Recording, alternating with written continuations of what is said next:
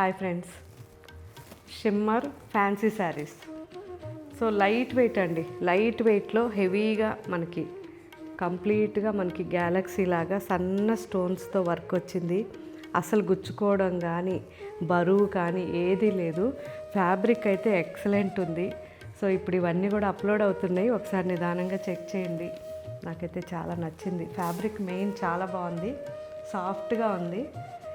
అందులోనూ మనకి ఫ్యాన్సీ శారీస్ అనగానే ఎక్కువగా మనకి భయపడేది గుచ్చుకుంటుందేమో అని. సో ఆ గుచ్చుకోవడం అనేది అస్సలు లేదు. మంచి మెరూన్, బాటిల్ గ్రీన్,